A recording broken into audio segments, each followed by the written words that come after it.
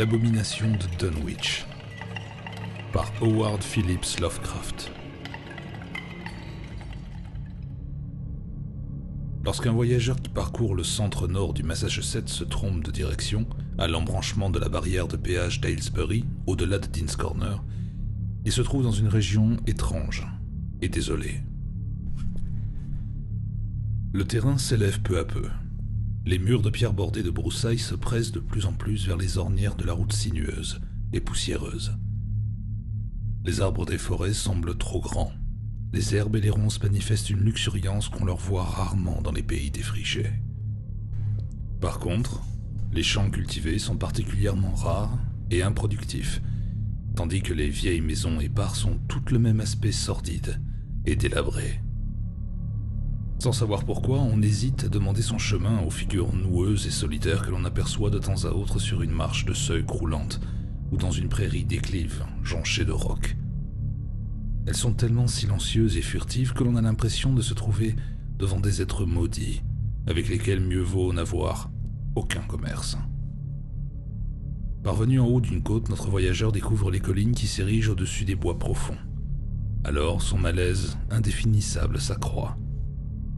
Les sommets sont trop arrondis, trop symétriques pour paraître naturels, et parfois il voit se découper très nettement sur le ciel d'immenses colonnes de pierre disposées en cercle au fait de la plupart d'entre eux. Des ravins insondables coupent la chaussée, les points de bois rudimentaires qui les franchissent ne semblent guère sûrs. Quand la route redescend, elle traverse une étendue marécageuse qui inspire une aversion instinctive. Cette aversion devient crainte après la tombée de la nuit, lorsque les engoulevents invisibles jettent leurs cris et que des vols de lucioles étrangement épais viennent danser au rythme insistant du rauque-pipeau des crapauds buffles. Les trois rubans scintillants du cours supérieur du Miskatonic évoquent irrésistiblement les anneaux d'un serpent par les méandres qu'il décrit au pied des collines en dôme, où il prend sa source. À mesure que le voyageur approche d'elles, il s'intéresse moins à leur sommet qu'à leur pente. Il souhaiterait qu'elles restent à distance tant elles sont abruptes et sombres, mais nulle route ne permet de leur échapper. Au-delà d'un pont couvert, il aperçoit un petit village blotti entre le fleuve et le flanc vertical de Round Mountain, et s'étonne de voir des toits à croupe appartenant à une époque architecturale beaucoup plus ancienne que celle de la région avoisinante. Il n'est guère rassuré en constatant que la plupart des maisons désertes tombent en ruine, que l'église au clocher démantelé abrite l'unique boutique du hameau. Il craint de s'aventurer dans le ténébreux tunnel du pont, mais il lui est impossible de l'éviter. Après l'avoir franchi, il ne peut s'empêcher de sentir une légère odeur pernicieuse, odeur de pourriture entassée au cours des siècles. Il éprouve un grand soulagement à s'éloigner de ce lieu en suivant les trois chemins qui longent la base des collines et traversent une vaste plaine pour rejoindre enfin la barrière de péage d'Aylesbury. Plus tard, il apprend qu'il est passé par le village de Dunwich. Les étrangers visitent Dunwich le moins souvent possible, et depuis une certaine période d'épouvante, tous les poteaux indicateurs qui montraient sa direction ont été abattus. Le paysage, si on le juge d'après les canons esthétiques habituels, est d'une beauté peu commune. Néanmoins, il n'y a pas d'afflux de touristes, ni d'artistes. 2 siècles auparavant, alors que les sorcières, le culte de Satan et les étranges habitants des forêts n'étaient pas des objets de risée, on donnait des motifs précis d'éviter le village. À notre époque raisonnable, car les terribles événements qui se sont déroulés à Dunwich en 1928 ont été étouffés par des gens soucieux du bien-être du pays et du monde entier, on l'évite sans savoir exactement pourquoi. À vrai dire, il existe un motif plausible, encore qu'il ne soit pas valable pour des étrangers non informés. Les indigènes sont victimes d'une dégénérescence répugnante, beaucoup plus accentuée que celle qui sévit communément dans plusieurs coins retirés de la Nouvelle-Angleterre. Ils en sont arrivés à former une race à part, présentant des stigmates très nets de décadence physique et mentale, dus au mariage entre consanguins. Le niveau moyen de leur intelligence est lamentablement bas. En outre, leur chronique est fort riche en dépravation, en meurtres, en inceste, en actes de violence et de perversité presque innommables. La vieille aristocratie, issue de 2 ou 3 familles émigrées de Salem en 1692, s'est maintenue un peu au-dessus de cette corruption générale. Néanmoins, Plusieurs de ces rejetons sont si profondément enfoncés dans la sordide populace que seul leur nom révèle leur noble origine. Certains Watley et certains Bishop envoient encore leur fils aîné à l'université de Harvard ou de Miskatonic. Mais ces jeunes gens reviennent rarement aux demeures croulantes où eux-mêmes et leurs ancêtres ont vu le jour. Personne, même parmi ceux qui sont en possession de tous les faits concernant la récente abomination de Dunwich, ne peut dire au juste quelle malédiction pèse sur le village. S'il faut en croire les vieilles légendes, les Indiens se réunissaient jadis en ce lieu pour pratiquer des rites impies, au cours desquels ils évoquaient les ombres maudites venues des collines rondes et prononçaient des prières orgiaques qui suscitaient des grondements souterrains. En 1647, le révérend Abijah Audley, nouveau pasteur de l'église congrégationaliste de Dunwich, fit un sermon mémorable sur la proche présence de Satan et de ses acolytes, dont voici le passage capital. « Il te faut l'admettre. Ces blasphèmes d'un infernal cortège de démons sont matière trop publiquement connue pour qu'on les puisse nier. Les voix souterraines d'Azazel et de Buzraël, de Belzébuth et de Bélial ayant été entendues par plus de 20 témoins dignes de foi. Personnellement, il m'a été donné il y a 15 jours d'ouïr un conciliabule de puissance du mal sur la colline, derrière ma demeure, lequel se composait de grondements, gémissements, hurlements et sifflements, tels qu'une nulle créature vivante de ce monde n'en pourrait émettre un, et qui devait nécessairement provenir de ces cavernes que seule la magie noire peut déceler, que seul le diable peut ouvrir. » Monsieur Audley disparut peu de temps après avoir prononcé ce sermon, dont le texte, imprimé à Springfield, existe encore à l'heure actuelle. Au cours des années suivantes, les gens continuèrent à percevoir dans les collines des bruits qui constituent encore aujourd'hui une énigme insoluble pour les géologues et les physiographes. Selon d'autres traditions, des odeurs nauséabondes émanent des cercles de colonnes de pierre sur les hauteurs, et à certaines heures, l'on entend vaguement la ruée de créatures invisibles qui partent d'endroits bien déterminés au fond des grands ravins. D'autres, enfin, essaient d'expliquer l'existence de la salle de bal du diable, étendue calcinée où ne pousse ni arbre, ni buisson, ni herbe. De plus, les indigènes ont une peur effroyable de nombreux engoulements qui donnent de la voix au cours des nuits chaudes. À les en croire, ces oiseaux sont des psychopompes, qui guettent les âmes des agonisants et rythment leurs cris étranges sur le souffle haletant des malades, prêts à trépasser. S'ils parviennent à saisir l'âme au moment où elle quitte le corps, ils s'envolent sans plus tarder en poussant des ricanements démoniaques. S'ils échouent dans leur tentative, ils finissent par observer peu à peu un silence déçu. Bien sûr, ces contes sont ridicules et surannés, car ils datent de temps très anciens. En vérité, Dunwich est extraordinairement vieux, beaucoup plus vieux que toutes les agglomérations qui l'entourent dans un rayon de 30 000. Au sud du village, on voit encore les murs de la cave et la cheminée de la maison des Bishop, bâtie avant 1700. Quant aux ruines du moulin qui datent de 1806, elles constituent le spécimen d'architecture le plus récent. Usines et manufactures n'ont jamais prospéré en ce lieu où le mouvement industriel du XIXe siècle a été de courte durée. Plus anciennes que tout le reste sont les colonnes de pierre grossièrement taillées au faîte des collines. On les attribue généralement aux Indiens. Les couches de crâne et d'ossements découverts en leur centre et près du vaste rocher en forme de table au sommet de Sentinel Hill confirment l'opinion populaire d'après laquelle ces emplacements seraient les anciens charniers des Pocumtuck. Cependant, certains ethnologues, malgré l'invraisemblable absurdité de leur théorie, persistent à attribuer à ces vestiges une origine caucasienne. C'est dans la commune de Dunwich, dans une vaste ferme presque inhabitée, bâtie à flanc de colline, à 4 milles du village et à 1 mille et demi de toute autre habitation, que naquit Wilbur Watley, le dimanche 2 février 1913, à 5 heures du matin. On n'oublia jamais cette date, car c'était la Chandeleur, que les indigènes célèbrent curieusement sous un autre nom. En outre, des bruits souterrains avaient retenti et tous les chiens du voisinage avaient aboyé au cours de la nuit précédente. Signalons enfin que la mère appartenait à la branche dégénérée de la famille des Watley. Cette femme albinos, contrefaite et laide, âgée de 35 ans, vivait avec son père, vieillard à demi-fou, qui dans sa jeunesse passait pour un terrible sorcier. Lavina Watley n'était pas mariée, mais selon la coutume du pays, elle ne fit pas la moindre tentative pour désavouer l'enfant.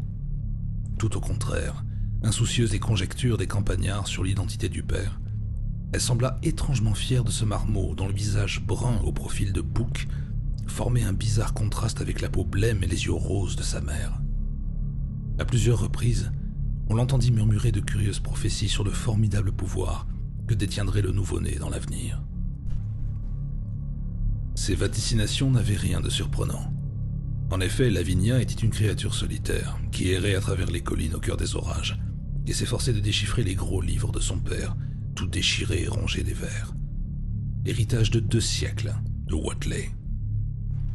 Elle n'était jamais allée à l'école, mais elle avait la tête pleine de bribes éparses d'un antique savoir que lui avait inculqué le vieux Whatley. Depuis longtemps déjà, la ferme isolée inspirait aux villageois une grande crainte, car son propriétaire passait pour s'adonner à la magie noire. La mort violente et mystérieuse de Madame Whatley, à l'époque où sa fille atteignait l'âge de 12 ans, avait contribué à accroître l'impopularité de la maison. Seule, au milieu d'étranges influences, Lavinia se perdait dans des rêves fantastiques de grandeur et se livrait à des occupations singulières. Ses loisirs n'étaient guère remplis par les soins ménagers dans une demeure où il n'y avait plus trace d'ordre et de propreté depuis bien des années. La nuit où Wilbur naquit, un cri hideux retentit plus haut que les bruits des collines et les aboiements des chiens. Mais ni médecin ni sage-femme ne présidèrent à sa venue. Les voisins n'apprirent son existence que 8 jours plus tard, quand le vieux Whatley arriva en traîneau à Dunwich et tint des propos incohérents aux oisifs qui flânaient dans la boutique d'Osborne. Le vieillard avait subi une transformation surprenante. Après avoir été si longtemps un objet de terreur, il semblait être à son tour en proie à une crainte mystérieuse. Cependant, il n'était pas homme à se laisser troubler par un événement aussi banal qu'une naissance dans sa famille. En fait, il manifesta le même orgueil dont sa fille fit preuve un peu plus tard, et ses auditeurs se rappelèrent pendant des années ce qu'il déclara au sujet du père de l'enfant. Tout ce qu'on pourra dire, ça m'est bien égal. Mais si le gars de Lavina il ressemblait à celui-là qui l'a fait, vous pouvez pas vous imaginer comment qu'il serait. Faut pas croire que les seuls gens qui existent, c'est les ceux de par ici. Lavinia, elle a lu pas mal. Elle a vu bien des choses. Vous pouvez en parler sans savoir. Je suis bien sûr que son homme, il vaut tous les maris du monde. Et si vous connaissiez les collines autant que je les connais, vous sauriez que son mariage y vaut mieux que si elle avait passé à l'église. Je vais vous dire quelque chose. Un de ces jours, vous entendrez un des enfants de Lavinia crier le nom de son père tout en haut de Sentinel Hill. Les seules personnes qui virent Wilbur pendant le premier mois de son existence furent le vieux Zechariah Whatley, de la branche saine de la famille, et Mamie Bishop, compagne de Earl Sawyer. La visite de Mamie était due à la simple curiosité, mais Zechariah vint à la ferme pour y mener 2 vaches d'Alderney que le vieux Whatley avait achetées à son fils Curtis. À dater de ce jour, la famille du petit Wilbur acheta continuellement du bétail jusqu'en 1928, date à laquelle l'abomination de Dunwich se manifesta et disparut. Néanmoins, l'étable délabrée des Whatley ne fut jamais surpeuplée. Pendant une certaine période, les gens qui eurent la curiosité de venir à compter à la dérobée le troupeau en train de paître sur la pente raide au-dessus de la vieille ferme ne trouvèrent jamais plus de 10 ou 12 spécimens curieusement exsangues. De toute évidence, une maladie inconnue, due peut-être aux herbages malsains ou aux fongosités vénéneuses de l'immonde étable, infligeait une lourde mortalité au bétail des Whatley. Les animaux visibles portaient d'étranges plaies, semblables à des incisions. Par ailleurs, 2 ou 3 fois, au cours des premiers mois, certains visiteurs crurent discerner des plaies toujours pareilles sur la gorge du vieillard et de sa fille. Au printemps de l'année 1914, Lavinia se remit à errer à travers les collines avec son fils dans les bras. Les campagnards cessèrent de s'intéresser à l'enfant après l'avoir vu, et nul ne fit le moindre commentaire sur sa croissance vraiment phénoménale. 3 mois après sa naissance, Wilbur avait la taille et la force musculaire d'un vigoureux bébé d'1 an. Les mouvements et les sons qu'il émettait révélaient une circonspection surprenante chez un si petit être. Aussi personne ne fut-il très surpris lorsqu'il marcha tout seul, à l'âge de 8 mois. Quelque temps plus tard, le soir de la Toussaint, un grand feu s'alluma à minuit au sommet de Sentinel Hill, à l'endroit où la vieille table de pierre se dresse au milieu de son tumulus d'ossements. Les langues allèrent bon train lorsque Silas Bishop, de la branche saine des Bishop, déclara avoir vu l'enfant gravir la colline en courant devant sa mère, 1 heure avant l'apparition des flammes.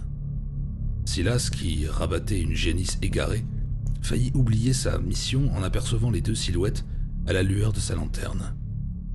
Elle filait presque sans bruit à travers les broussailles, et le jeune homme crut discerner à sa grande stupeur qu'elles étaient entièrement nues. Plus tard, il exprima certains doutes à propos de l'enfant, qu'il portait peut-être des pantalons noirs et une espèce de ceinture à franges. Par la suite, Wilbur ne se montra jamais que soigneusement vêtu, de la tête aux pieds, boutonné jusqu'au menton. Si le moindre désordre menaçait l'ordonnance de sa mise, il manifestait aussitôt une certaine inquiétude. Le contraste qu'il offrait sur ce point avec son grand-père et sa mère, tous deux fort sales et débraillés, parut particulièrement remarquable jusqu'à ce que l'abomination de 1928 donna la clé du mystère. En janvier, les commères du village s'intéressèrent au fait que le petit Noiro et de Lavinia avait commencé à parler à l'âge de 11 mois. Son élocution présentait deux caractéristiques remarquables. Elle ne comportait pas la moindre trace de l'accent du pays, ni de balbutiements. Un enfant de 3 ou 4 ans aurait pu être fier de s'exprimer ainsi. Wilbur n'était pas bavard, néanmoins. Lorsqu'il parlait, on discernait en lui un élément insaisissable que nul habitant de Dunwich ne possédait. Cette impression d'étrangeté ne venait pas de ce qu'il disait ou des expressions qu'il employait. Elle semblait vaguement liée à son intonation, ou aux organes internes qui produisaient les sons. Son visage était tout aussi remarquable par son air de maturité. Wilbur n'avait presque pas de menton, comme sa mère et son grand-père, mais son nez ferme, précocement formé, et ses grands yeux noirs où brillait une intelligence surnaturelle lui donnaient une expression presque adulte. Malgré cela, il était d'une laideur extrême, car il y avait quelque chose d'animal dans ses lèvres épaisses, sa peau jaunâtre aux pores dilatés, ses cheveux rudes, ses oreilles étrangement longues. On ne tarda pas à le détester, beaucoup plus que sa mère et son grand-père, et toutes les hypothèses à son sujet furent assaisonnées de références aux anciennes pratiques magiques du vieux Watley. Celui-ci, tenant dans ses bras un gros livre ouvert, avait une fois ébranlé les collines en hurlant le nom redoutable de Yog-Sothoth, au milieu d'un des cercles des colonnes. Les chiens haïssaient l'enfant, qui était toujours obligé de prendre contre eux diverses mesures défensives. Cependant, le vieux Watley continuait à acheter du bétail sans jamais accroître son troupeau de façon appréciable. Il se mit également à abattre des arbres et entreprit de réparer les parties inutilisées de sa ferme, dont le derrière était entièrement enfoui dans le flanc de la colline rocheuse, et dont les 3 pièces les moins délabrées du rez-de-chaussée avaient toujours suffi au vieillard et à sa fille. Il devait posséder de prodigieuses réserves d'énergie pour accomplir un labeur si pénible, et bien qu'il tînt parfois des propos incohérents, il fit œuvre de maître charpentier. En vérité, il s'était mis à la besogne dès la naissance de Wilbur. À cette époque, il avait brusquement mis en ordre un des nombreux hangars à outils qu'il avait recouverts de planches neuves et munis d'une solide serrure. Il se montra aussi bon ouvrier en réparant l'étage supérieur abandonné de la maison.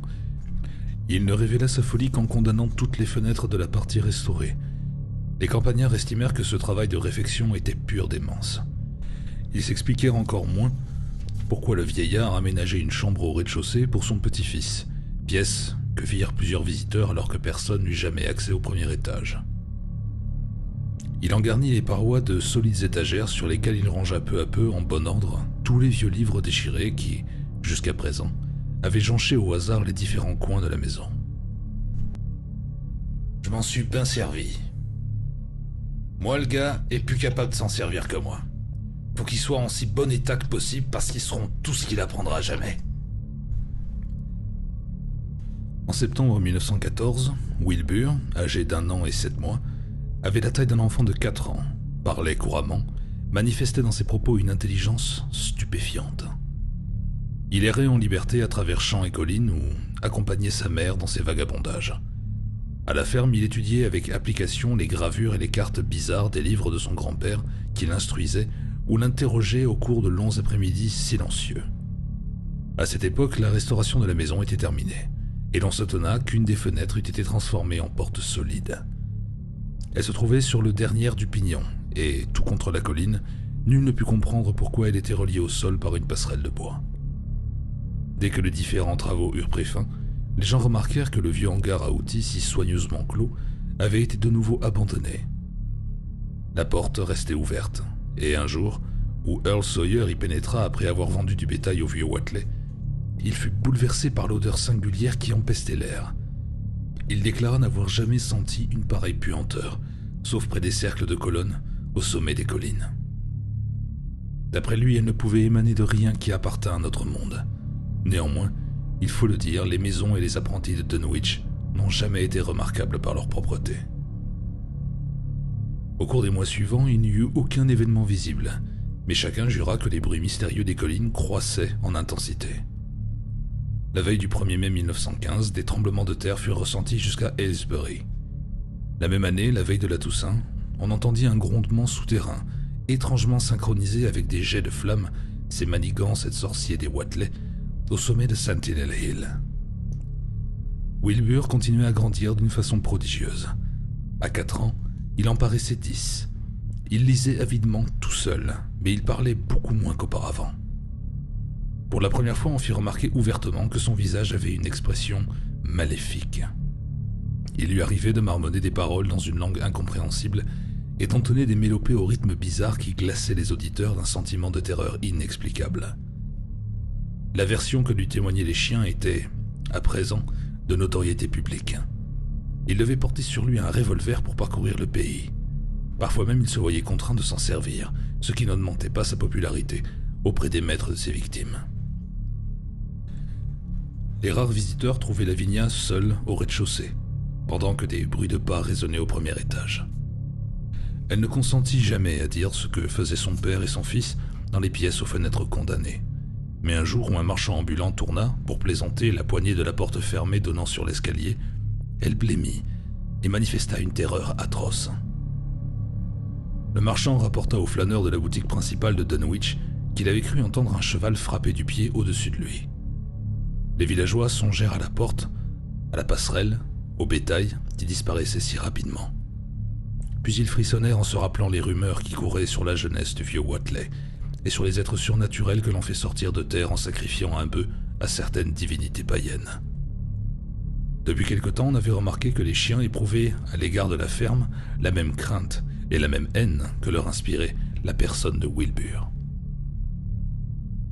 En 1917, les États-Unis entrèrent en guerre. Le squire Sawyer, président du comté d'enrôlement, eut beaucoup de mal à trouver à Dunwich des jeunes gens aptes à être envoyés dans des camps d'instruction. Le gouvernement, alarmé de ces symptômes de dégénérescence collective, dépêcha plusieurs experts chargés de procéder à une enquête générale dont les lecteurs des journaux de la Nouvelle-Angleterre se souviennent peut-être. La publicité donnée à cette mission lança les reportages sur la piste des Watley. Le Boston Globe et l'Arkham Advertiser imprimèrent dans leur numéro du dimanche des articles fulgurants sur la précocité de Wilbur, la magie noire de son grand-père, les livres étranges, l'étage aux fenêtres condamnées, le caractère fantastique de ce pays au bruit surnaturel. À cette époque, Wilbur, âgé de 4 ans et demi, en paraissait 15. Un rude duvet noir recouvrait son visage. Sa voix commençait à muer. Earl Sawyer, ayant conduit à la ferme les reporters et photographes, attira leur attention sur la bizarre puanteur qui provenait du premier étage. Elle lui rappelait exactement l'odeur qu'il avait sentie dans le hangar à outils, et celle qu'il croyait percevoir de temps à autre près des colonnes de pierre. Les gens de Dunwich, en lisant ces histoires dans les journaux, ricanèrent des erreurs manifestes qu'elles contenaient. Ils se demandèrent avec étonnement pourquoi les journalistes insistaient tant sur le fait que le vieux Watley donnait en paiement de son bétail des pièces d'or extrêmement anciennes. Les Watley reçurent leurs visiteurs avec une répugnance mal dissimulée, mais ils n'osèrent pas provoquer un surcroît de publicité en opposant une résistance brutale ou en refusant de parler. Pendant une dizaine d'années, la chronique des Watley ne se distingua pas de la vie collective d'une communauté morbide, habituée à leurs étranges mœurs aussi bien qu'à leurs orgies de la veille du 1er mai et de la Toussaint. 2 fois l'an, ils allumaient des feux au sommet de Sentinel Hill. Chaque fois, les grondements souterrains retentissaient avec une violence accrue. En toute saison, il se passait d'étranges et sinistres choses dans la ferme isolée. Les visiteurs finirent par affirmer avoir entendu des bruits dans l'étage, aux fenêtres condamnées, alors que tous les membres de la famille se trouvaient en bas. Ils se demandèrent combien de temps il fallait d'habitude pour immobiliser un bœuf ou une vache. On parla de déposer une plainte auprès de la Société protectrice des animaux, mais ce projet n'eut pas de suite. car les gens de Dunwich ne tiennent guère à attirer sur eux l'attention du monde extérieur. Vers 1923, alors que Wilbur était un garçon de 10 ans, dont l'intelligence, la voix, la taille et le visage barbu donnaient une impression de parfaite maturité. La vieille demeure fut le théâtre de travaux supplémentaires effectués à l'étage supérieur. D'après les débris rejetés, les gens conclurent que l'enfant et son grand-père avaient abattu toutes les cloisons, puis enlevé le plancher de la mansarde, laissant un immense espace vide entre le plafond du rez-de-chaussée et le toit. Ils avaient également démoli la grande cheminée centrale et muni la cuisinière rouillée d'un tuyau de tôle extérieur. Au printemps suivant, le vieux Watley remarqua qu'un grand nombre d'engoulevents sortaient de Cold Spring Glen pour venir crier sous sa fenêtre au cœur de la nuit. Il parut attacher à ce fait une grande importance et déclara au flâneur de la boutique d'Osborne que sa dernière heure ne tarderait pas à sonner. Ils sifflent d'accord avec ma respiration. Et je crois bien qu'ils s'apprêtent à attraper mon âme. Ils savent qu'elle va sortir et ils veulent pas la manquer. Vous les gars, vous saurez bien s'ils m'ont pris ou pas. S'ils me prennent, ils chanteront et ricasseront jusqu'au petit jour. Sans ça, ils se calmeront peu à peu. Je crois bien qu'il y a souvent de la bagarre entre eux et les âmes qui chassent. Dans la nuit du 1er août 1924, le docteur Houghton d'Aylesbury fut appelé d'urgence par Wilbur qui, monté sur son dernier cheval, avait gagné Dunwich au galop dans les ténèbres pour téléphoner de la boutique d'Osborne. Il trouva le vieux Watley dans un état désespéré. Les battements désordonnés de son cœur et sa respiration stertoreuse annonçaient la fin prochaine.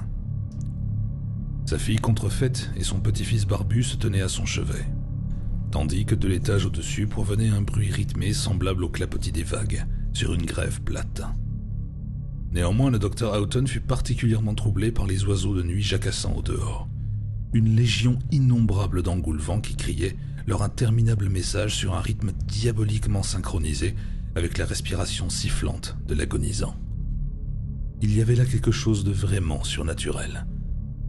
Quelque chose de trop semblable à la région tout entière, ou s'il s'était rendu bien à contre-cœur en réponse à l'appel urgent de Wilbur. Vers 1h du matin, le vieux Watley reprit conscience et cessa de respirer, avec bruit, pour murmurer quelques phrases entrecoupées à l'adresse de son petit-fils. Plus d'espace, Willy. Faudra plus d'espace bientôt. Toi tu pousses, et cette créature pousse ben plus vite. Ouvre les portes à Yog-Sothoth, en chantant la longue incantation que tu trouveras à la page 751 de l'édition complète. À ce moment-là, mets le feu à la prison. De toute évidence, il était complètement fou. Après un silence pendant lequel les engoulevents ajustèrent leurs cris au rythme modifié de son souffle, tandis que des bruits des collines résonnaient dans le lointain, il ajouta ces mots. « Donne-y à manger régulièrement, Willy, et fais pas attention à la quantité. Mais faut pas la laisser pousser trop vite pour l'espace qu'elle occupe. Parce que si elle s'en sauve avec tenter ouvert les portes à Yog-Sothoth, tout est fichu. Y'a que les Zeus, là, qui peuvent le faire sans multiplier et travailler. Y'a que ceux-là, les anciens qui veulent revenir. » Il s'interrompit pour se remettre à respirer par saccades, et Lavinia hurla en entendant les engoulevents modifier une fois de plus la cadence de leurs cris. Cela continua pendant plus d'1 heure, jusqu'à ce que le mourant eût poussé son dernier râle. Le docteur Houghton abaissa les paupières ridées sur les yeux vitreux, tandis que le tumulte des oiseaux diminuait peu à peu pour faire bientôt place à un silence total, rompu seulement par les bruits des collines. Lavinia éclata en sanglots, mais son fils se contenta de ricaner, en murmurant de sa voix de basse. « Ils l'ont pas eu. » Wilbur possédait maintenant une formidable érudition dans un domaine particulier, et correspondait régulièrement avec plusieurs bibliothécaires dans des villes lointaines où se trouvent de vieux livres rares et défendus. Les gens du pays le redoutaient et le détestaient plus que jamais car on lui attribuait la disparition mystérieuse d'un certain nombre d'enfants. Néanmoins, il réussit toujours à éviter une enquête, soit en raison de la crainte qu'il inspirait, soit en utilisant les antiques pièces d'or qu'il consacrait à l'achat régulier des têtes de bétail, de plus en plus nombreuses. Son air de maturité était devenu frappant. Sa taille, après avoir atteint la limite normale d'un homme adulte, semblait devoir la dépasser. En 1925, année où il reçut un jour la visite de l'un de ses savants correspondants de l'université de Miskatonic, qui regagna Arkham fort intrigué et légèrement inquiet, il mesurait plus de 2 mètres. Depuis longtemps déjà, Wilbur traitait sa mère avec un mépris toujours croissant. Il avait fini par lui interdire de l'accompagner sur les collines la veille du 1er mai et de la Toussaint. En 1926, la pauvre femme se plaignit à Mamie Bishop d'avoir peur de son fils. Il y a toujours eu chez lui quelque chose que je pourrais pas t'expliquer, mamie. À cette heure, il y a quelque chose à moi, je comprends rien moi-même. Je te le jure devant Dieu, je sais pas ce qu'il veut ni ce qu'il essaie de faire. Cette année-là, la veille de la Toussaint, les bruits des collines résonnèrent plus fort que jamais, et des feux s'allumèrent aux fêtes de Sentinel Hill, comme d'habitude. Mais les gens prêteront surtout attention aux cris rythmés d'immenses troupes d'engoulevents qui auraient dû normalement quitter le pays un bon mois plus tôt, assemblés autour de la ferme des Watley où ne brillait aucune lumière. Après minuit, ils firent entendre un ricanement formidable qui retentit dans toute la contrée et ne s'apaisa qu'à l'aurore. Puis ils disparurent à tire d'aile vers le sud. Ce phénomène ne s'expliqua que beaucoup plus tard. Apparemment, personne n'était mort, mais on ne revit jamais la pauvre Lavinia Watley. Au cours de l'année 1927, Wilbur répara 2 appentis dans lesquels il installa les meubles et ses livres. Peu après, Earl Sawyer rapporta aux flâneurs de la boutique d'Osborne que d'autres travaux étaient en cours à la ferme des Watley. Wilbur condamnait toutes les portes et les fenêtres du rez-de-chaussée, dont il semblait abattre les cloisons, comme lui et son grand-père l'avaient fait à l'étage supérieur 4 ans auparavant. Il vivait dans l'un des appentis, et Sawyer lui avait d'ailleurs trouvé l'air préoccupé. Les gens le soupçonnaient de savoir comment sa mère avait disparu. Presque personne ne s'aventurait plus aux abords de la ferme. Il mesurait maintenant plus de 2,10 mètres et paraissait vouloir encore grandir. L'hiver suivant amena un curieux incident. Wilbur quitta la commune de Dunwich pour la première fois. Après un échange de lettres avec la Whitener Library de Harvard, la Bibliothèque nationale de Paris, le British Museum, l'Université de Buenos Aires et la bibliothèque de l'Université de Miskatonic à Arkham, il n'avait pu obtenir le prêt d'un livre dont il avait terriblement besoin. En conséquence, il finit par se mettre en route pour consulter l'exemplaire de l'Université de Miskatonic qui se trouvait être la plus proche de lui. Cette gargouille, à la peau basanée, au visage barbu, sale et mal vêtue, haut de 2,40 m, apparut un jour dans les rues d'Arkham, une valise à la main, en quête du volume redoutable que le bibliothécaire de l'université gardait soigneusement sous clé. Le hideux Necronomicon, de l'arabe dément Abdul al-Azred, dans la traduction latine d'Olaus Wormius, imprimé en Espagne au XVIIe siècle. Wilbur n'avait jamais vu de ville, mais il ne s'occupa que de trouver le chemin de l'université dont il franchit la porte sans se soucier du gros chien de garde qui le reçut en aboyant avec une fureur extraordinaire et en tirant frénétiquement sur sa chaîne. Wilbur avait emporté l'exemplaire précieux mais incomplet de la version anglaise du Dr. Dee, légué par son grand-père. Dès qu'on lui eut communiqué le volume en latin, il se mit à collationner les 2 textes dans le but de découvrir un passage qui aurait dû se trouver à la page 751 de son livre personnel. C'est là ce que la simple politesse l'obligea à déclarer au savant Henry Armitage, licencié de lettres de l'université de Miskatonic, docteur en philosophie de Princeton, docteur en droit de John Hopkins, qui lui avait rendu visite à la ferme et l'accablait maintenant de questions courtoises. Il reconnut qu'il cherchait une formule ou incantation contenant le nom redouté de Yog-Sothoth, et sa voix fort intriguée par les divergences et les ambiguïtés qui rendaient une délimitation très difficile. Pendant qu'il copiait la formule à laquelle il s'était arrêté, le docteur Armitage regardait les pages ouvertes par-dessus son épaule. Celle de gauche, dans le texte latin, contenait des menaces monstrueuses contre la paix et la raison du monde entier. Et il ne faut point croire que l'homme soit le plus vieux ou le dernier des maîtres de la terre, ni que la masse commune de vie et de substance soit seule à fouler le sol. Les anciens ont été, les anciens sont encore, les anciens seront toujours. Non point dans les espaces connus de nous, mais entre ces espaces. Primordiaux, sans dimension, puissants et sereins. Ils sont invisibles à nos yeux. Yog-Sothoth connaît la porte. Yog-Sothoth est la porte. Yog-Sothoth est la clé et le gardien de la porte. Le passé, le présent et le futur ne font qu'un en Yog-Sothoth. Il sait où les anciens se sont frayés passage au temps jadis. Il sait où ils se frayeront passage dans le temps à venir. Il sait les endroits où ils ont foulé le sol, où ils foulent encore le sol, où personne ne les voit fouler le sol. Par leur odeur, les hommes peuvent parfois déceler leur présence, mais nul homme ne connaît rien de leur aspect, autrement que par les traits de ceux qu'ils ont engendrés parmi les mortels. Et de ceux-ci, il existe plusieurs espèces, depuis l'image de l'homme jusqu'à cette forme sans substance qui est eux. Invisibles et impurs, ils errent dans les lieux solitaires où les paroles ont été prononcées, où les rites ont été hurlés en leur saison. Leur voix crie dans le vent, la conscience de leur présence fait murmurer la terre. Ils courbent la forêt, ils écrasent la cité, et pourtant, ni la forêt ni la cité n'aperçoivent la main qui frappe. Dans les déserts glacés, Kadath les a connus. Et quel homme a jamais connu Kadath? Le désert de glace, au sud des îles englouties de l'océan, renferme des pierres où leur sceau est gravé. Mais qui a jamais vu la profonde cité prisonnière du gel, où la tour hermétiquement close, longtemps ornée de guirlandes d'algues et de bernacles? Le grand Cthulhu est leur cousin, et ils ne les discernent qu'imparfaitement. Et à Shub-Niggurath, vous les connaîtrez comme une immonde abomination. Leur main vous étreint la gorge, et vous ne les voyez pas. Et leur demeure ne fait qu'un avec votre seuil bien protégé. Yog-Sothoth est la clé de la porte par laquelle les sphères se rencontrent. L'homme règne à présent où il régnait jadis. Ils régneront bientôt où l'homme règne à présent. Après l'été vient l'hiver, après l'hiver vient le printemps.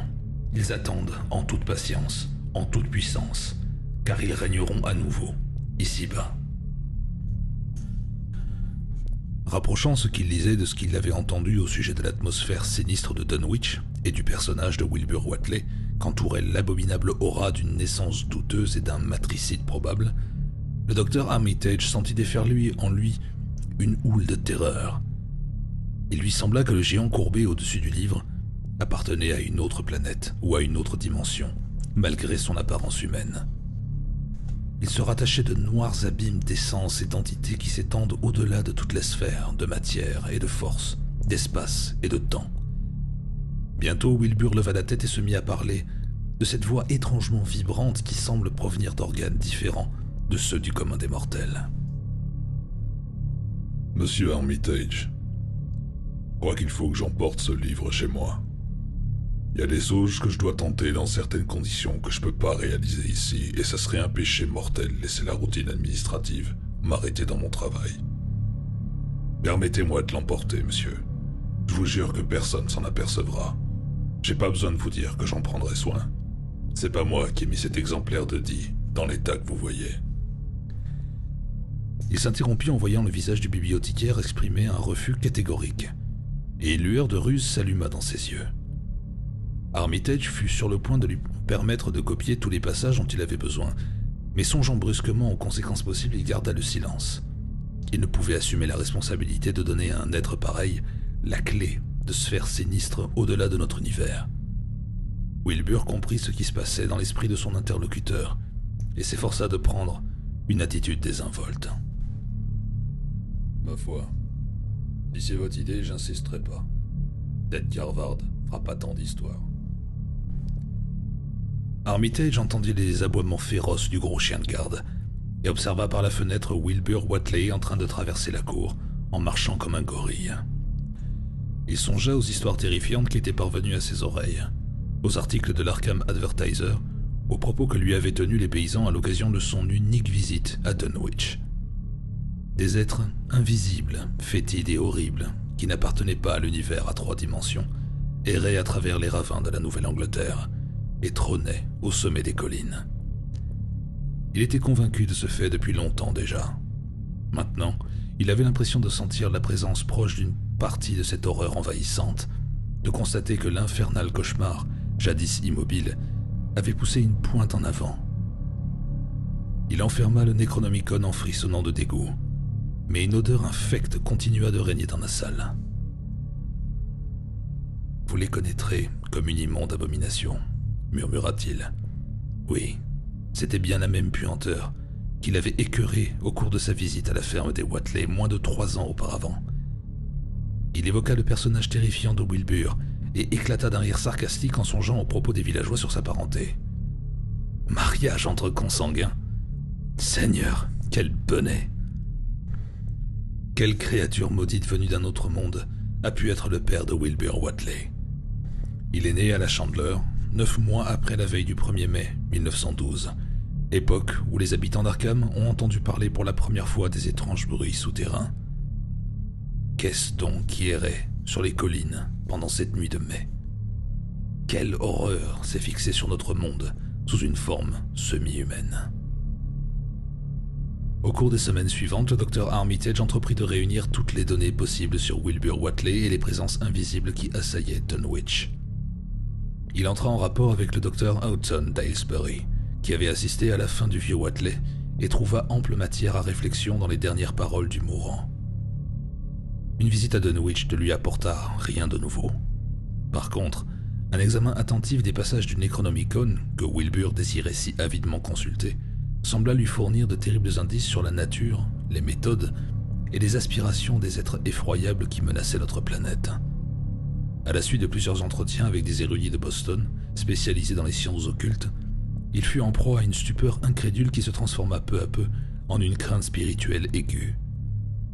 Tandis que l'été s'écoulait, il se persuada de plus en plus qu'il fallait prendre des mesures contre les terreurs embusquées dans la ville du Haut-Miskatonic, et contre l'être monstrueux que les mortels connaissaient sous le nom de Wilbur Watley. L'abomination de Dunwich survint entre le 1er août et l'équinoxe de 1928. Le Dr Armitage fut l'un des témoins de son effroyable prélude. Auparavant, il avait appris le grotesque voyage de Watley à Cambridge et ses efforts frénétiques pour emprunter le Necronomicon de la Widener Library, ou, à tout le moins, pour en copier certains passages. Son entreprise avait échoué. Armitage avait mis formellement en garde tous les bibliothécaires qui possédaient le redoutable volume. À Cambridge, Wilbur s'était montré extrêmement nerveux, désireux de consulter le livre. Il semblait tout aussi désireux de rentrer chez lui le plus tôt possible, comme s'il craignait les résultats d'une absence prolongée. Le drame presque attendu se produisit au début d'août. Le 3 au matin, un peu avant l'aube, Armitage fut réveillé par les cris féroces du chien de garde de l'université. Aboiements, grondements et hurlements se succédèrent de plus en plus furieux, entrecoupés de silence d'une signification hideuse. Puis un autre cri s'éleva, un cri qui ne venait pas de la gorge du chien, un cri qui tira de leur sommeil une bonne moitié des habitants d'Arkham, dont il entra les rêves jusqu'à leur dernier jour, un cri qui ne pouvait émaner d'un être né sur cette terre. Armitage enfila quelques vêtements, en toute hâte, puis traversa en courant la rue et la pelouse pour gagner les bâtiments de l'université. D'autres l'avaient précédé, la sonnerie d'alarme résonnait encore dans la bibliothèque. La noire ouverture d'une fenêtre béait au clair de lune. À l'intérieur résonnaient des grondements sourds et des gémissements étouffés. Averti par son instinct que ce qui se passait n'était pas un spectacle pour des gens non avertis, Armitage renvoyait la foule d'un geste autoritaire tout en ouvrant la porte du vestibule. Néanmoins, ayant aperçu le professeur Warren Rice et le docteur Francis Morgan, auxquels il avait révélé ses hypothèses et ses inquiétudes, il leur fit signe de l'accompagner. On n'entendait plus à présent que le grondement géniard du chien dans la bibliothèque, mais Armitage sursauta en s'apercevant qu'un cœur d'engoulevent perché dans les arbustes s'était mis à pépier sur un rythme évoquant la respiration haletante d'un agonisant. Dans tout le bâtiment régnait une effroyable puanteur que le bibliothécaire ne connaissait que trop. Sans hésiter, les 3 hommes se ruèrent vers la petite salle de lecture d'où provenait la plainte sourde du chien. Pendant une seconde, personne n'osa donner de la lumière. Puis Armitage rassembla son courage et tourna le commutateur. L'un des 3, on ne sait lequel, poussa un cri perçant en voyant ce qui s'étalait devant eux au milieu des tables et des chaises renversées. Le professeur Rice déclara qu'il perdit connaissance l'espace d'un instant, sans toutefois ni trébucher, ni tomber. Le monstre qui gisait sur le flanc, plié en deux, dans une mare d'un liquide jaune verdâtre et d'un fluide visqueux semblable à du goudron, mesurait près de 2,75 m. Ses vêtements et une partie de sa peau avaient été arrachés par le chien. Il n'était pas encore mort car des secousses spasmodiques l'ébranlaient tout entier, tandis que sa poitrine se soulevait et s'abaissait au rythme des cris des engoulevents. Des fragments de vêtements et de souliers jonchaient la pièce. Un sac de toile vide gisait au bas de la fenêtre, à l'endroit où l'on avait jeté. Un revolver se trouvait sur le plancher près du bureau central. Une cartouche portant l'empreinte du chien, mais non déchargée, expliqua par la suite pourquoi il n'avait pas servi. Néanmoins, l'agonisant effaçait toute autre image. Il serait banal et inexact de dire que nulle plume ne saurait le décrire. On peut simplement affirmer que, pour s'en faire une idée exacte, il faut se garder d'associer trop étroitement les notions d'aspect et de contour avec les formes vivantes communes de notre planète à 3 dimensions. En vérité, il avait des mains et un visage d'homme, mais son torse et les parties inférieures de son corps présentaient de fantastiques monstruosités. Sans l'abondance de vêtements qui lui servaient d'habitude à les dissimuler, jamais la présence d'un tel être n'eût été tolérée sur cette terre. Au-dessus de la taille, il avait un aspect semi-anthropomorphe. Néanmoins, sa poitrine, où le chien appuyait toutes ses griffes, était recouverte d'un cuir réticulé, semblable à celui d'un crocodile. Quant au dos taché de jaune et de noir, il évoquait vaguement la peau squameuse de certains serpents. Au-dessous de la taille, c'était bien pire. Toute ressemblance humaine cessait. La fantasmagorie commençait. L'épiderme était couvert d'une fourrure noire et de l'abdomen pendant 20 longs tentacules munis de bouches rouges et flasques. Il y était bizarrement disposé selon les règles d'une géométrie cosmique inconnue à la Terre ou au système solaire. Sur chacun d'eux, profondément enfoncé dans une orbite rose pourvue de cils, s'ouvrait un œil rudimentaire. En guise de queue, le monstre portait une espèce de trompe marquée d'anneaux violets qui devait être une bouche rudimentaire. Les membres recouverts de fourrure, évoquant vaguement les pattes de derrière des sauriens préhistoriques, se terminaient en bourrelets sillonnés d'arêtes, qui n'étaient ni pattes ni sabots. Quand la créature respirait, sa queue et ses tentacules changeaient de couleur, sans doute sous l'effet d'un phénomène circulatoire particulier, au liquide vert qui tenait lieu de sang, et qui, dans la queue, prenait une teinte jaunâtre alternant avec un gris répugnant entre les anneaux violets.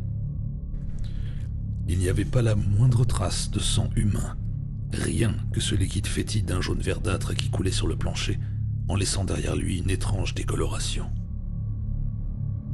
La présence des 3 hommes sembla ranimer l'agonisant qui commença à murmurer des sons bizarres sans tourner ni lever la tête. Le docteur Armitage affirma que nul mot anglais ne fut prononcé.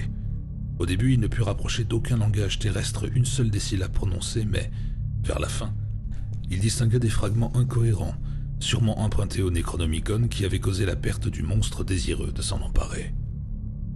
Ces fragments, tels qu'Armitage se les rappelle, donnaient à peu près ceci. Ngai, Ngaga, Bukstogog, Ia, Yoxodot, Ia, Yoxodot. La voix du mourant se tut, pendant que les cris des engoulevents montaient dans un crescendo diabolique. Puis la respiration s'arrêta, et le chien, levant très haut la tête, poussa un hurlement lugubre et prolongé. Un changement s'opéra sur le visage jaunâtre. Les grands yeux noirs se révulsèrent d'une manière effroyable.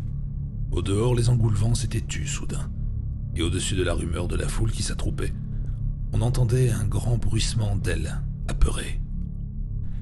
Se détachant sur le disque de la lune, s'envolèrent et disparurent de vastes nuées d'oiseaux terrorisés, semblait-il, par ce dont ils avaient espéré faire leur proie. Brusquement, le chien sursauta, poussa un aboiement craintif et bondit par la fenêtre. Une clameur monta de la foule, et le docteur Armitage cria aux assistants que personne n'aurait l'autorisation d'entrer avant l'arrivée de la police et du médecin légiste. Se félicitant de ce que les fenêtres fussent trop hautes pour permettre de regarder à l'intérieur, il ferma soigneusement tous les rideaux. 2 agents de police étaient présentés, le docteur Morgan alla à leur rencontre dans le vestibule et les supplia, dans leur propre intérêt, de ne pas pénétrer dans la salle de lecture empestée tant que le médecin n'aurait pas examiné et recouvert le cadavre. Pendant ce temps, d'effroyables métamorphoses s'accomplissaient sur le plancher. Il est inutile de décrire le genre de désintégration qui s'opéra sous les yeux du docteur Armitage et du professeur Rice. Mais on peut dire que, en dehors de l'aspect extérieur des mains et du visage, Wilbur Whatley ne possédait pas grand-chose d'humain. Quand le médecin arriva, il ne restait plus sur des lattes du plancher qu'une visqueuse masse blanchâtre, et l'odeur monstrueuse avait presque disparu. Wilbur Whatley n'avait pas de squelette osseux. En cela, il devait ressembler à son père inconnu.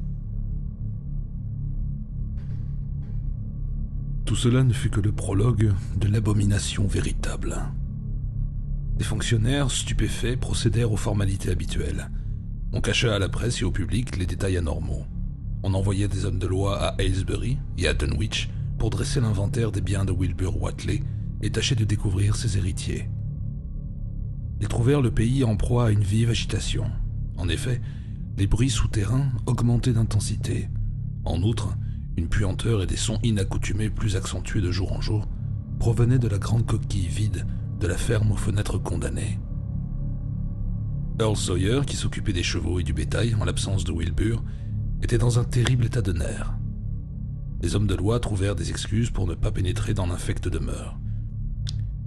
Ils se contentèrent de visiter les appentis qui avaient habité le défunt. Ils déposèrent un rapport circonstancié près le tribunal d'Aylesbury, et l'on prétend que l'héritage est encore l'objet de litiges entre les innombrables Whatley, saints ou décadents, de la vallée haute du Miskatonic. Un énorme manuscrit en caractère étrange que l'on considéra comme une espèce de journal car il présentait des encres et des écritures très diverses, intrigua considérablement ceux qui le découvrirent sur le bureau de Wilbur. Après une semaine de discussion, on l'envoya à l'université de Miskatonic, ainsi que la collection de livres du défunt, en vue d'une traduction éventuelle. Toutefois, les meilleurs linguistes virent immédiatement qu'il serait très difficile à déchiffrer. Jusqu'à aujourd'hui, on n'a pas trouvé la moindre trace des antiques pièces d'or utilisées par Wilbur et son grand-père pour payer leurs dettes. Ce fut le 9 septembre, à la nuit tombante, que l'horreur se déchaîna. Pendant toute la soirée, les bruits des collines avaient été particulièrement forts. Les chiens aboyèrent jusqu'à l'aube, et le 10 au matin, les campagnards tôt levés reniflèrent dans l'air une odeur fétide. Vers 7 heures, Luther Brown, le petit valet de la ferme de George Corey, située entre le village et Cold Spring Glen, rentra en courant du pré des 4 hectares où il avait mené paître ses vaches. Il se rua dans la cuisine, les traits convulsés par une terreur sans nom, tandis que, dans la cour, s'élevaient les meuglements lamentables des bêtes qui avaient suivi l'enfant sous l'impulsion de la même panique. Luther raconta son histoire à sa maîtresse en haletant.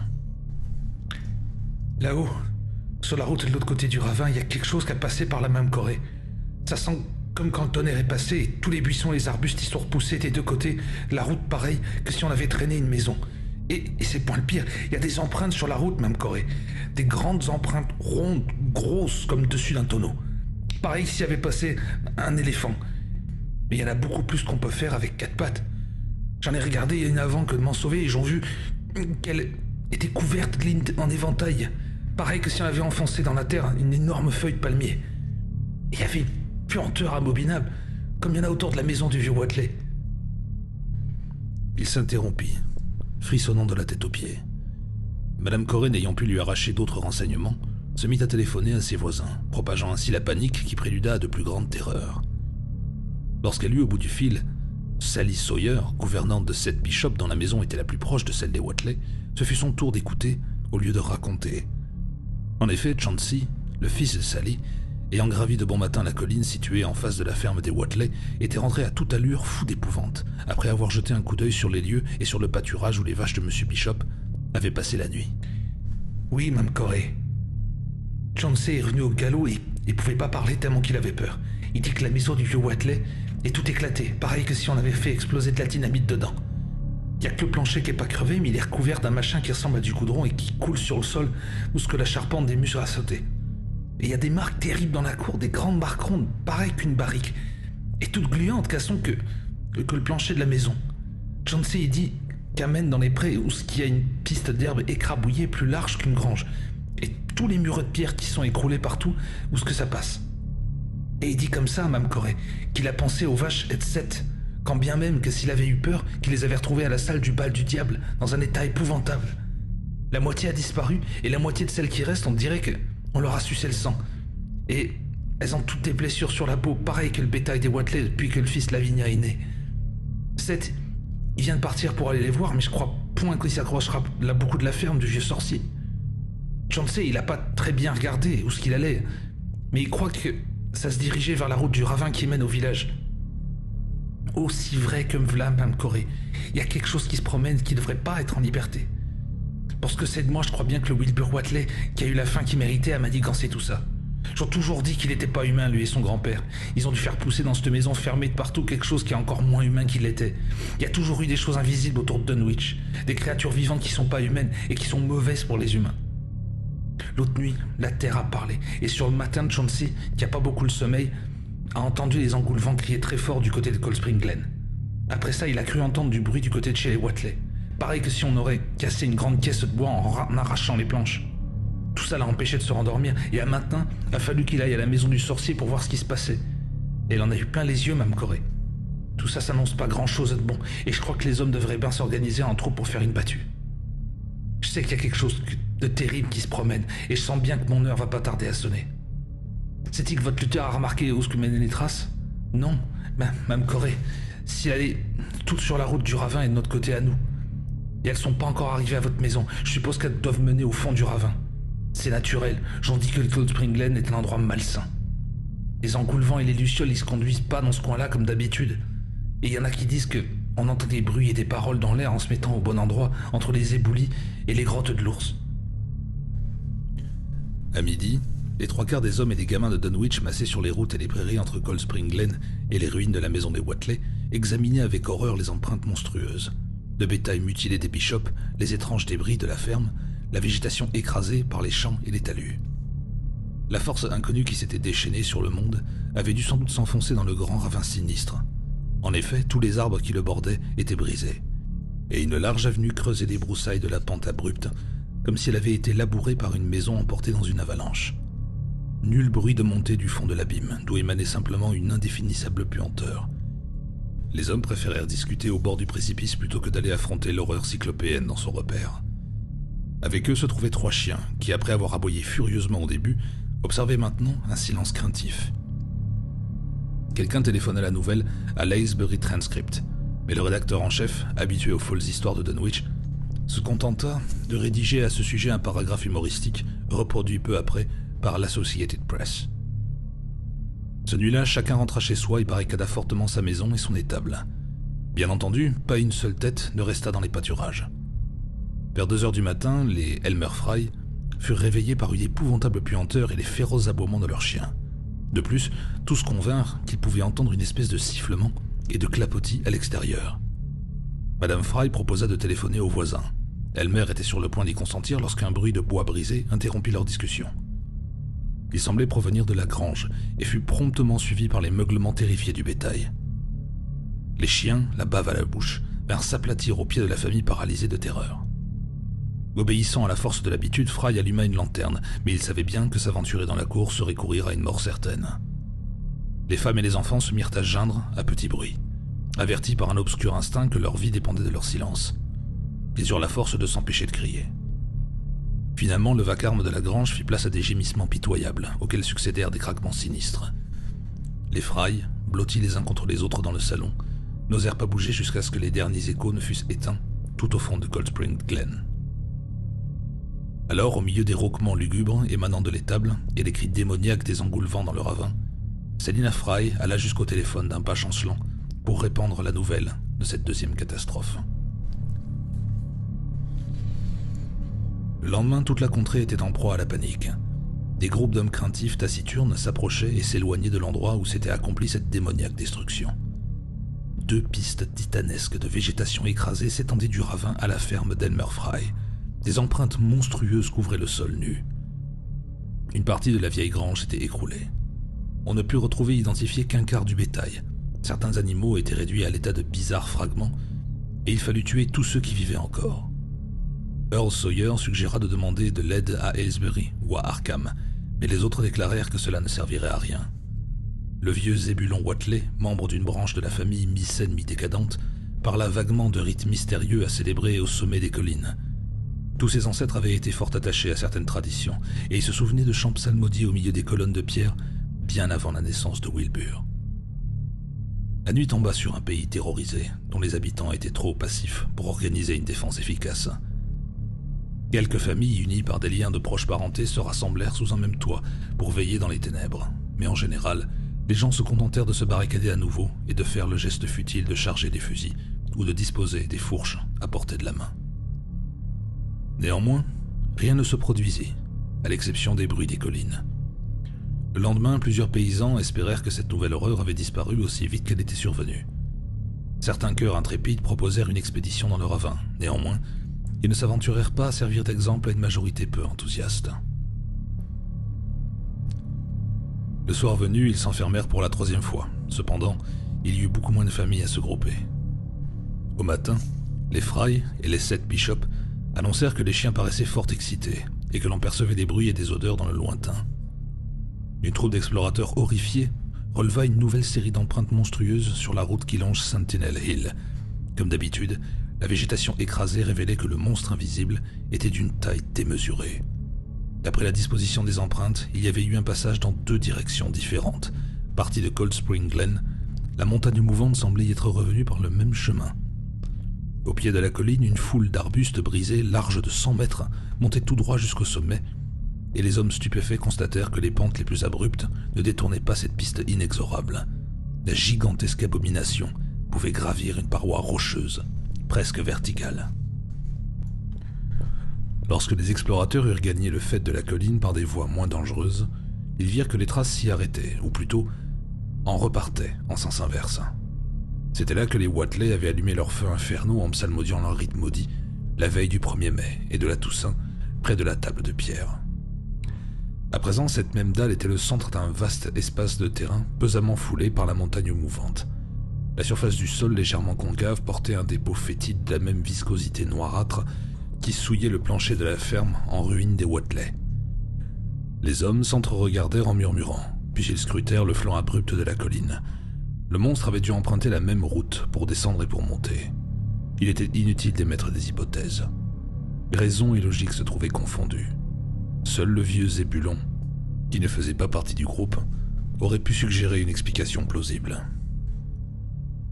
La nuit du jeudi commença comme les autres, mais elle s'acheva plus dramatiquement. Dans le ravin, les engoulevents crièrent avec tant d'insistance que beaucoup de gens ne purent dormir, et vers 3 heures du matin, la sonnerie de tous les téléphones retentit. Ceux qui décrochèrent leur appareil entendirent une voix éperdue hurler « Au secours !» Puis il y eut un grand fracas suivi d'un silence total. Personne n'osa bouger, et nul ne sut d'où provenait l'appel avant l'arrivée du matin. Alors ceux qui l'avaient reçu téléphonèrent à tous les abonnés de la ligne et constatèrent que seuls les Fry ne répondaient pas. 1 heure plus tard, un groupe d'hommes armés gagnait la ferme à l'entrée du ravin et découvrait l'horrible vérité. Il y avait des pistes d'empreintes monstrueuses, mais il n'y avait plus de maison. Elle était écrasée comme une coquille d'œuf, et l'on ne découvrit rien de vivant ni de mort au milieu des ruines. Rien qu'une atroce puanteur et une viscosité noirâtre. Les Elmer Fry avaient été effacés de la surface de la Terre. Pendant ce temps, une autre phase de la tragédie, moins mélodramatique, mais encore plus poignante, sur le plan spirituel, s'était déroulée à Arkham. Derrière la porte close d'une pièce au mur couvert de livres, le curieux manuscrit de Wilbur Watley remis à l'université de Miskatonic en vue d'une traduction éventuelle avait considérablement intrigué les linguistes anciens et modernes. Son alphabet même, malgré sa vague ressemblance avec l'arabe décadent de la Mésopotamie, demeurait absolument inconnu. Les experts finirent par conclure qu'il se trouvait en présence d'un alphabet artificiel, constituant un chiffre. Néanmoins, aucune des méthodes habituelles de déchiffrage cryptographique ne fournit le moindre indice, après avoir été appliquée à toutes les langues que Wilbur aurait pu utiliser. Sur ce point, les vieux livres découverts dans l'appentis ne furent d'aucun secours. Par ailleurs, ils s'avérèrent prodigieusement intéressants dans la mesure où ils ouvraient de nouveaux et terribles terrains de recherche aux philosophes et aux savants. L'un d'eux, énorme volume au fermoir de fer, était rédigé dans une langue apparentée au sanskrit. Finalement, le journal de Wilbur fut confié au docteur Armitage en raison de l'intérêt particulier qu'il portait à l'affaire Watley, et aussi de ses grandes connaissances linguistiques. C'était un spécialiste des formules mystiques de l'Antiquité et du Moyen-Âge. Le bibliothécaire avait conçu l'idée que l'alphabet inconnu pourrait avoir été utilisé à des fins ésotériques par certains cultes défendus remontant à des époques très reculées, auxquelles les sorciers du monde sarrasin léguèrent maintes traditions formelles. Néanmoins, il n'attachait pas à ce point une importance capitale. En effet, il serait absolument inutile de connaître l'origine des symboles si, comme il le soupçonnait, ils servaient simplement de chiffres dans une langue moderne. Vu la longueur du texte, il était persuadé que l'auteur du manuscrit n'avait pas eu recours à un autre idiome que le sien, sauf dans certaines formules et incantations. En conséquence, il s'attaqua au journal en posant en principe qu'il était rédigé en anglais. Armitage savait fort bien, d'après les échecs répétés de ses collègues, que l'énigme était extrêmement complexe et qu'il serait vain d'essayer d'adapter les méthodes de solution courantes. Pendant tout le mois d'août, il s'absorba dans l'étude de la cryptographie en faisant appel à toutes les ressources de sa bibliothèque. Au cours de longues nuits de veille, il se plongea dans les arcanes de maints volumes. Le Polygraphia de Trithemius, le De Furtivis Literarum Notis de Giambattista Porta, le Traité des chiffres de De Vigenère, la Cryptomenicis Patefacta de Falconer, les traités du XVIIIe siècle de Davy et de Thickness et ceux de certaines autorités modernes telles que Blair, Van Marten et Kluber. Finalement, il fut convaincu d'avoir affaire à l'un de ces cryptogrammes particulièrement ingénieux où plusieurs listes de lettres correspondantes sont disposées comme des tables de multiplication et où le message se compose de mots-clés uniquement connus des initiés. Les auteurs anciens lui parurent plus utiles que les modernes, d'où il conclut que le code du manuscrit remontait à la plus haute antiquité. À plusieurs reprises, il crut toucher au but, mais se vit toujours arrêté par un obstacle imprévu. Puis, vers la fin du mois d'août, les nuages commencèrent à se dissiper. Certaines lettres utilisées dans certaines parties du manuscrit émergèrent d'une façon définitive, et il devint évident que le texte était anglais. Le 2 septembre au soir, la dernière barrière céda. Pour la première fois, le docteur Armitage put lire toute une page de la chronique de Wilbur Whateley, et c'était effectivement un journal dans un style qui révélait chez son auteur un étrange mélange d'érudition occulte et d'inculture générale. Le premier passage déchiffré, daté du 26 novembre 1916, alarma considérablement Armitage, car le bibliothécaire se rappela que ces lignes avaient été tracées par un enfant de 3 ans et demi, qui ressemblait à un gamin de 12 ou 13 ans. Appris aujourd'hui la clos du Sabaoth, qui m'a pas beaucoup plu, car on peut y répondre de la colline mais pas du haut des airs. La chose qui est en haut est très en avance sur moi, et je crois pas qu'elle possède beaucoup d'intelligence terrestre. J'ai tué le chien d'Ella Mouchin quand il s'est jeté sur moi pour me mordre, et Ella m'a dit qu'il me tuerait s'il osait. Je crois pas qu'il me tue jamais. Grand-père m'a fait réciter sans arrêt la formule d'eau la nuit passée, et je crois que j'ai vu la cité intérieure aux 2 pôles magnétiques. J'irai à ces pôles quand la Terre sera nettoyée. Ceux qui vivent dans l'air m'ont dit, au sabbat, qu'il faudra des années avant que je nettoie la Terre, et je suppose que grand-père sera mort à ce moment-là. C'est pour ça qu'il faudra que j'étudie tous les angles des plans et toutes les formules entre Ir et le Inger. Ceux du dehors m'aideront. Ils peuvent pas prendre corps sans qu'on leur donne du sang humain. La chose qui est en haut m'a tout l'air d'être du modèle qu'il faut. Je peux la voir un peu quand je fais le signe Vaurish et quand je lui jette la poudre d'Ibn Ghazi. Et elle ressemble beaucoup à eux, tels que je les vois, la veille du 1er mai sur la colline. Peut-être que l'autre figure s'effacera un peu. Je me demande à quoi je ressemblerai quand la Terre sera nettoyée et qu'il y aura plus d'êtres humains dessus. Celui qui est venu, avec la clos Sabaoth, m'a dit que je serais peut-être transformé, car pour l'instant, j'ai pas assez d'éléments du dehors en moi. Au petit jour, le docteur Armitage, frissonnant de terreur, couvert d'une sueur glacée, était encore assis à sa table de travail. Pendant toute la nuit, il s'était plongé dans l'étude du manuscrit, tournant les pages de ses doigts tremblants aussi vite qu'il pouvait déchiffrer le texte. Il avait téléphoné à sa femme, qui ne rentrerait pas, et lorsqu'elle lui apporta son petit déjeuner à la bibliothèque, c'est à peine s'il put en avaler une bouchée. Au cours de la journée, il continua sa lecture, exaspéré quand il devait s'arrêter pour utiliser à nouveau la clé compliquée découverte par lui. On lui apporta son déjeuner et son dîner, auquel il ne fit guère honneur. Au milieu de la nuit suivante, il s'assoupit dans son fauteuil, mais fut bientôt tiré de son sommeil par des cauchemars aussi hideux que les réalités, qui menaçaient l'existence du monde entier. Le 4 septembre au matin, le professeur Rice et le docteur Morgan insistèrent pour le voir. Ils ressortirent de la bibliothèque tout tremblants, le visage couleur de cendre. Ce soir-là, Armitage alla se coucher, mais il dormit très mal. Le lendemain, mercredi, il se remit à la lecture et prit beaucoup de notes. Peu après minuit, il s'accorda quelques heures de sommeil dans un fauteuil, puis il reprit sa tâche avant l'aube. Vers midi, son médecin, le docteur Hartwell, lui rendit visite et le pria instamment d'interrompre sa besogne. Il refusa, en arguant qu'il lui fallait absolument achever sa lecture. Il promit d'expliquer pourquoi, quand le moment serait venu. Au crépuscule, ayant déchiffré la dernière page, il s'affaissa, épuisé, sur son siège. Lorsque sa femme lui apporta son dîner, elle le trouva dans un état semi-comateux. Néanmoins, il n'avait pas tout à fait perdu conscience. En effet, quand Madame Armitage jeta un coup d'œil sur ses notes, il poussa un faible cri, se leva péniblement, rassembla les feuillets épars et les plaça dans une grande enveloppe qu'il glissa dans la poche intérieure de son veston. Il eut la force de regagner son domicile, mais il semblait si mal en point que sa femme appela sur-le-champ le docteur Hartwell.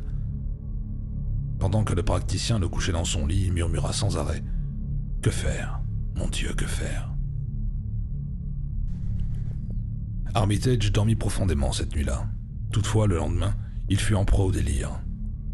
Dans ces moments de lucidité, il déclarait qu'il devait à tout prix s'entretenir avec Rice et Morgan.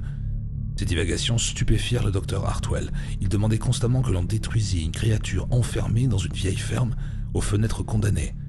Il parlait d'un projet d'extermination de la race humaine et de toute vie animale et végétale, conçue par une antique race d'êtres appartenant à une autre dimension. Il criait que le globe terrestre était en danger car les anciens voulaient l'arracher au système solaire et au cosmos de la matière, pour le réintégrer dans un autre plan d'entité d'où il était tombé quelques millions de siècles plus tôt. Parfois, il réclamait le redoutable Necronomicon et le Daimonolatria de Remigius, où il semblait espérer trouver une formule permettant de conjurer le péril. « Arrêtez-les! Arrêtez-les !» Les Watley avaient l'intention de les laisser entrer. Et le pire de tout, c'est encore parmi nous. Dites à Rice et Morgan que nous devons faire quelque chose. Je sais comment fabriquer la poudre. Cette créature n'a pas été alimentée depuis que Wilbur a trouvé la mort ici le 2 août. Et à ce train... Armitage avait une robuste constitution malgré ses 73 ans. Après une nuit de sommeil sans fièvre, il s'éveilla le vendredi matin parfaitement lucide, mais en proie à une crainte rongeuse et au sentiment écrasant d'une terrible responsabilité. Le samedi après-midi, il fut capable de se rendre à la bibliothèque où il convoqua Morgan et Rice. Les 3 hommes discutèrent jusqu'à une heure très avancée de la nuit, se livrant aux spéculations les plus folles, se torturant le cerveau pour élaborer un plan d'action. Ils prirent sur des rayonnages cachés d'étranges et terribles volumes où ils copièrent fiévreusement un nombre surprenant de formules et de diagrammes. Nul d'entre eux ne manifesta le moindre scepticisme. Tous 3 avaient vu le corps de Wilbur Watley étendu dans une salle de ce même bâtiment. C'est pourquoi il leur était impossible de voir dans le manuscrit les divagations d'un fou. Après avoir envisagé d'avertir la police d'État du Massachusetts, ils décidèrent de n'en rien faire. Certaines choses étaient absolument incroyables et inadmissibles pour ceux qui n'en avaient pas vu un échantillon, comme le prouvait un des recherches entreprises par la suite. Les 3 hommes se séparèrent sans avoir mis sur pied un projet bien arrêté. Néanmoins, Armitage consacra toute la journée du lendemain à comparer des formules et à mélanger les produits chimiques empruntés au laboratoire de l'université. Plus il songeait à l'infernal manuscrit, plus il était enclin à mettre en doute l'efficacité de tout moyen matériel pour détruire l'entité laissée par Wilbur Watley derrière lui. Cette effroyable entité qui devait se déchaîner quelques heures plus tard et devenir la mémorable abomination de Dunwich. Le lundi, Armitage poursuivit la besogne entreprise la veille, car il ne pouvait atteindre son but qu'au prix de multiples expériences. Après avoir consulté à nouveau le monstrueux journal, il modifia son projet à plusieurs reprises, et comprit qu'il présenterait toujours une marge d'incertitude. Le mardi, il prit la décision de se rendre à Dunwich avant 8 jours. Puis, le mercredi, le grand choc eut lieu. Relégué au bas d'une page de l'Arkham Advertiser, se trouvait un petit article facétieux de l'Associated Press, relatant que le whisky de contrebande avait suscité à Dunwich un monstre qui battait tous les records. Armitage, anéanti, convoqua Rice et Morgan. Ils discutèrent jusqu'à une heure tardive et le lendemain se livrèrent à de fiévreux préparatifs de départ. Le bibliothécaire savait qu'il allait toucher à des puissances terrifiantes. Néanmoins, il ne voyait pas d'autre moyen de réduire à néant les agissements diaboliques des Watley. Le vendredi matin, Armitage, Rice et Morgan partirent en automobile pour Dunwich, où ils arrivèrent à 1h de l'après-midi. Il faisait un temps délicieux, Mais même sous le soleil le plus éclatant, une menace redoutable semblait peser sur les étranges collines rondes et les ravins profonds de cette région maudite. D'après l'atmosphère de terreur silencieuse qui régnait dans la boutique d'Osborne, ils comprirent qu'un drame hideux s'était déroulé, et bientôt, ils apprirent l'extermination de la famille Fry. Pendant tout l'après-midi, ils parcoururent les environs du village. Ils interrogèrent les campagnards sur ce qui s'était passé, puis examinèrent avec horreur les ruines de la ferme des Fry. Les monstrueuses empreintes dans la cour, les bêtes blessées de Seth Bishop, les énormes foulées de végétation écrasées. Pour Armitage, la double piste au flanc de Sentinel Hill avait une importance quasi cataclysmique, et il regarda longuement la table de pierre au sommet de la colline. Finalement, ayant appris que 5 inspecteurs de police d'État étaient arrivés d'Aylesbury le matin même, en réponse à plusieurs coups de téléphone annonçant la tragédie des Fry, les savants décidèrent de prendre contact avec eux pour échanger quelques impressions. Ce projet s'avéra irréalisable car on ne put découvrir la moindre trace des policiers. Ils étaient arrivés dans une automobile qui se trouvait maintenant près des ruines de la ferme des Fry. Les indigènes qui leur avaient parlé semblèrent tout d'abord aussi intrigués qu'Armitage et ses compagnons, puis le vieux Sam Hutchin, frappé par une idée subite, donna un coup de coude à Fred Farr et balbutia en montrant du doigt le ravin. « Bon Dieu, je leur avais dit pourtant de pas descendre là-dedans. Et j'aurais jamais cru que jamais personne serait descendu avec ces empreintes et cette odeur et ces engoulements qui crient tout au fond en plein midi. » Tous les assistants furent parcourus d'un frisson glacé et tendirent l'oreille instinctivement. En présence des horreurs perpétrées par le monstre invisible, Armitage se sentait écrasé sous le poids de la responsabilité qu'il avait assumée. La nuit allait bientôt venir, et c'était au cours de la nuit que la montagne mouvante se mettait en route. Negocium perambulas in tenebris. Le vieux bibliothécaire se répétait la formule qu'il savait par cœur, en étreignant dans sa main le feuillet où était inscrite la 2e formule, qu'il n'avait pas eu le temps d'apprendre. Il vérifia le bon fonctionnement de sa lampe électrique. Rice tira d'une valise un pulvérisateur à longue portée. Morgan sortit de son étui un fusil de chasse de gros calibre, dans lequel il avait grande confiance malgré les déclarations de son collègue sur l'inutilité des armes matérielles. Ayant lu le hideux journal, Armitage savait trop bien à quelle manifestation il devait s'attendre, mais il se garda de faire la moindre suggestion afin de ne pas augmenter la crainte des indigènes. Il espérait obtenir la victoire sans révéler au monde le monstrueux destin auquel il aurait échappé.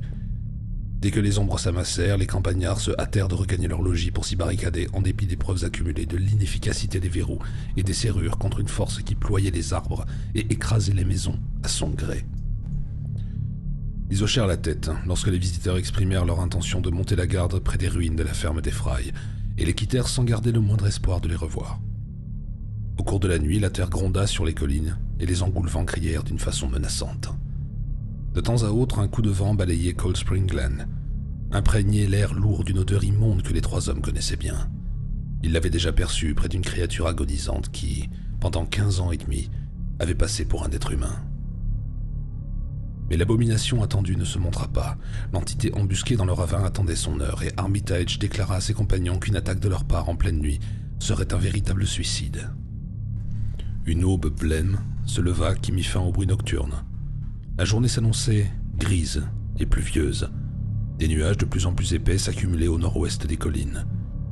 Les hommes d'Arkham ne savaient trop que faire. S'étant mis à l'abri de la pluie sous des appentis intacts, ils discutèrent pour savoir s'il serait plus sage d'attendre ou de descendre dans le ravin et d'y chercher leur proie. Les averses devinrent de plus en plus violentes, des coups de tonnerre étouffés retentirent dans le lointain. Puis de grands éclairs fendirent les nuées. L'un d'eux jaillit tout près et sembla s'enfoncer dans le ravin maudit. Comme l'horizon s'assombrissait considérablement, les guetteurs espérèrent que l'orage serait bref et que le ciel ne tarderait pas à s'éclaircir. Une sinistre obscurité continuait à régner lorsqu'ils entendirent 1 heure plus tard un bruit de voix confuse sur la route.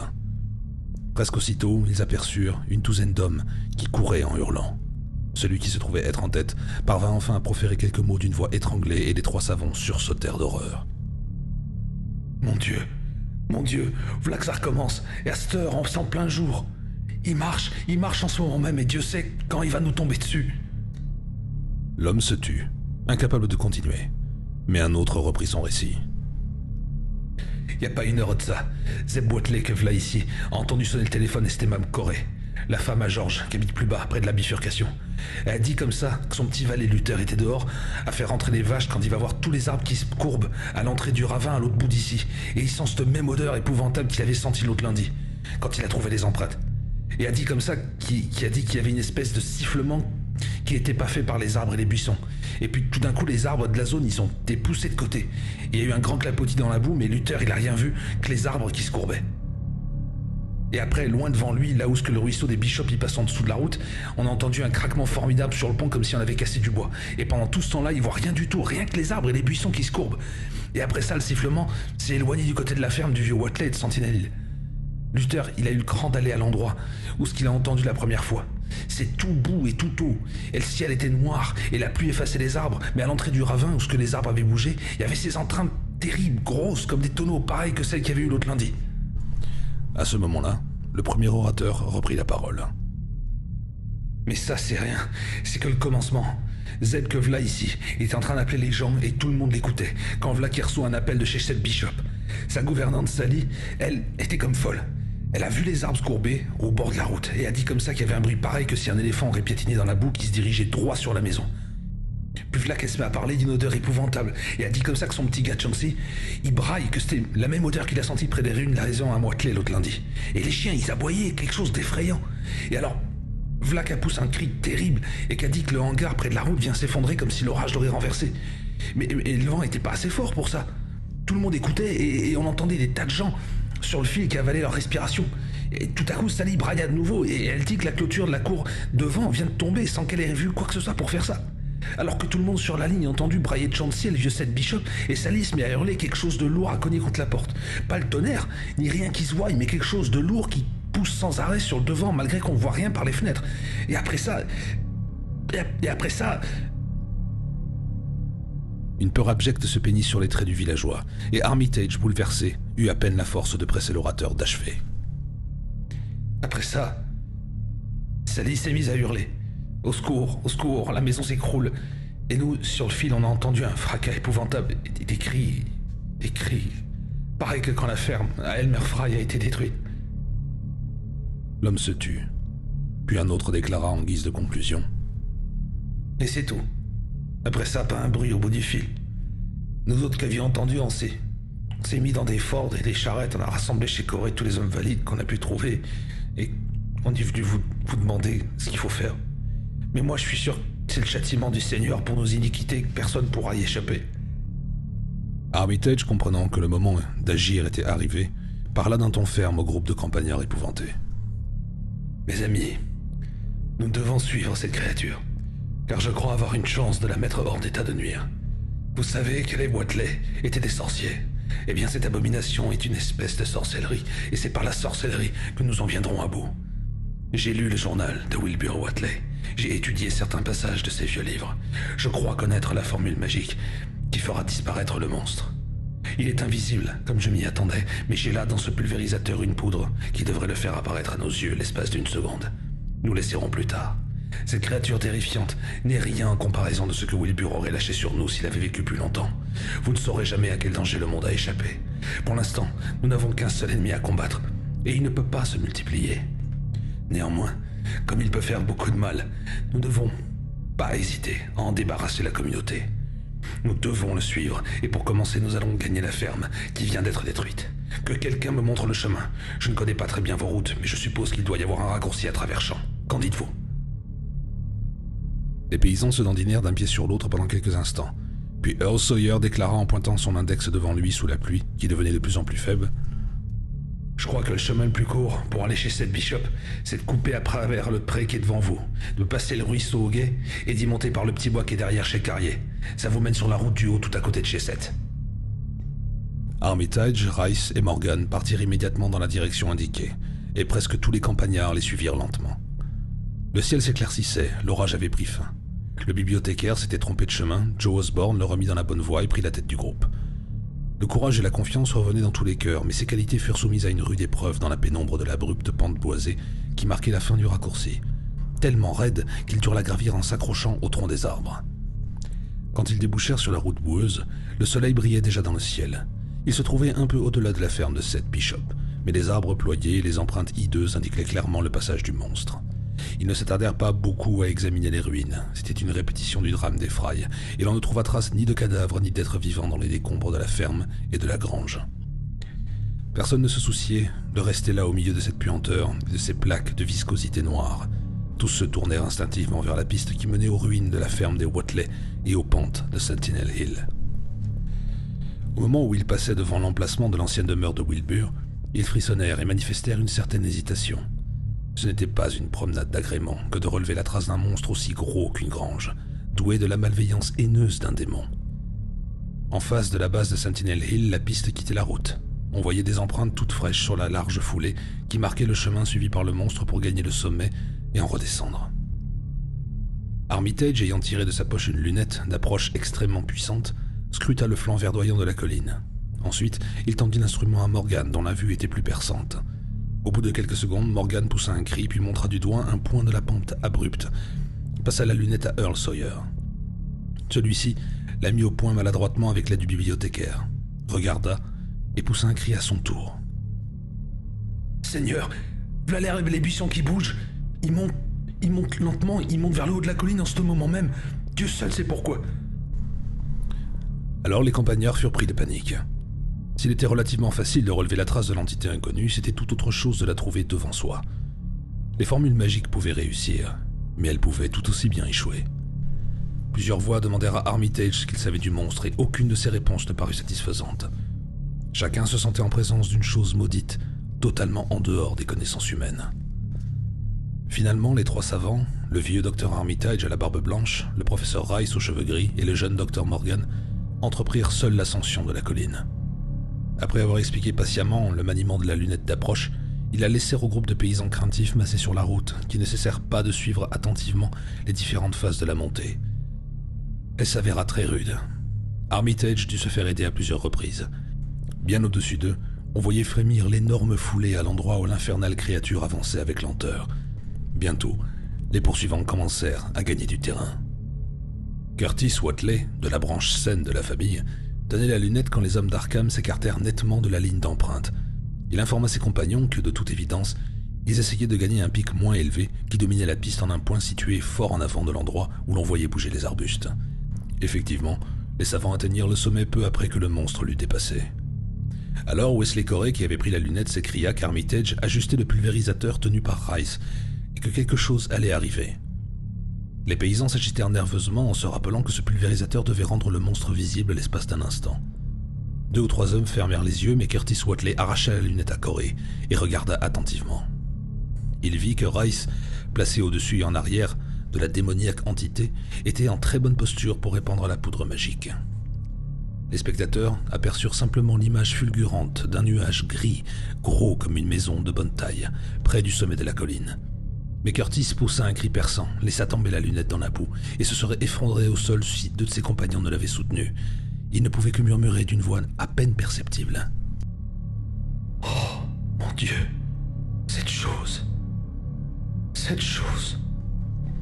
Il fut assailli de questions, pendant que seul Henry Wheeler songeait à ramasser la lunette et à l'essuyer soigneusement. Curtis se montra incapable de formuler des réponses cohérentes. « Plus grosse qu'une grange, toute faite de cordes qui se tortillent. Elle est faite comme un œuf de poule, plus gros que je pourrais dire, avec des douzaines de jambes pareilles que des tonneaux, qui se plient en deux. Quand ça marche, y a rien de solide là-dedans. C'est tout comme de la gelée et c'est fait de cordes qui se tortillent les unes comme les autres. Y a des gros yeux saillants partout, 10 ou 20 bouches ou trompes qui dépassent de tous les côtés, grosses comme des tuyaux de poêle, et qui se balancent et qui s'ouvrent et qui se mettent bout à bout. Toutes grises qu'elles sont, avec des anneaux bleus, violets. Seigneur Dieu, cette moitié de figure qui est au-dessus. » Ce dernier souvenir parut affecter Curtis d'une façon particulièrement pénible, car il s'affaissa sans pouvoir en dire davantage. Fred Farr et Will Hutchin le transportèrent au bord de la route et le couchèrent sur l'herbe humide. Henry Wheeler, tout tremblant, dirigea la lunette d'approche vers la colline et distingua 3 petites silhouettes qui semblaient courir vers le sommet aussi vite que la pente leur permettait. À ce moment, les spectateurs perçurent un grand bruit qui résonnait dans la vallée profonde derrière Sentinel Hill. C'était un chœur d'innombrables engoulevents dont les cris semblaient exprimer un espoir avide et pervers. Earl Sawyer s'était emparé de la lunette, déclara que les 3 silhouettes se trouvaient maintenant au faîte de la colline, assez loin de la table de pierre mais sensiblement à son niveau. L'une d'elles levait la main au-dessus de sa tête à intervalles réguliers. Au moment où Sawyer mentionna ce détail, La foule entendit un faible bruit de mélopée, comme si les gestes s'accompagnaient d'une psalmodie entonnée à pleine voix. La scène devait être à la fois grotesque et impressionnante, mais aucun spectateur n'était à même d'éprouver des sensations esthétiques. « Je crois bien qu'il doit dire le charme », murmura Wheeler en reprenant la lunette. Les engoulevents criaient éperdument sur un rythme irrégulier très différent de celui du rite en train de s'accomplir. Soudain, le soleil parut perdre son éclat en l'absence de tout nuage visible, phénomène bizarre que tous observèrent de façon très nette. Sous les collines s'enfla un grondement sourd auquel répondit un roulement de tonnerre dans le ciel. Un éclair jaillit et la foule s'étonna de ne voir surgir aucune nuée d'orage. La mélopée des hommes d'Arkham devint plus distincte et Wheeler constata que tous trois levaient les bras en cadence en prononçant leur incantation. Dans une ferme lointaine retentirent des aboiements furieux. La lumière du jour continua à s'altérer. Les paysans contemplèrent l'horizon avec stupeur. Une obscurité violette qui semblait n'avoir pas d'autre cause qu'un assombrissement spectral de l'azur du ciel pesait sur les collines grondantes. Puis un autre éclair jaillit, plus brillant que le premier, et les spectateurs crurent discerner une brume vague autour de la table de pierre. Mais personne n'utilisait la lunette à ce moment. Les engoulevents continuaient à crier sur un rythme irrégulier et les hommes de Dunwich rassemblèrent toute leur énergie pour lutter contre la menace dont l'atmosphère semblait surchargée. Soudain retentirent ces sons rauques et graves proférés par une voix cassée, qui entreront à jamais la mémoire de ceux qui les entendirent. Ils n'étaient sûrement pas émis par une voix humaine. On aurait pu croire plutôt qu'ils provenaient de l'enfer, si leur source n'avait pas été manifestement la table de la pierre de la colline. Le mot « son » est presque erroné en l'occurrence, car leur timbre effroyablement bas émouvait les sièges de conscience et de terreur beaucoup plus subtils que l'oreille. Cependant, on ne saurait en employer d'autres puisqu'ils affectaient indiscutablement la forme de mots à demi articulés. Ils étaient aussi forts que les grondements souterrains et les roulements de tonnerre auxquels ils faisaient écho. Néanmoins, ils n'émanaient d'aucune créature visible, et c'est parce qu'ils semblaient provenir de l'univers des êtres invisibles que les hommes groupés au pied de la colline se serrèrent les uns contre les autres, en tressaillant, comme s'ils s'attendaient à recevoir un coup. Et voici le croassement hideux qui retentit dans l'espace.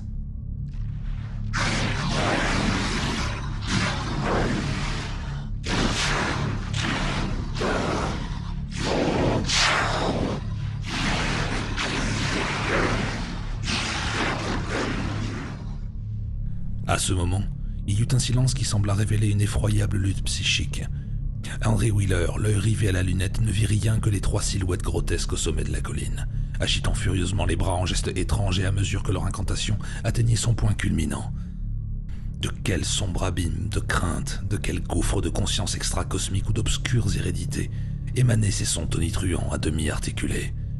Bientôt, ils résonnèrent à nouveau plus forts, plus cohérents dans un paroxysme de fureur frénétique.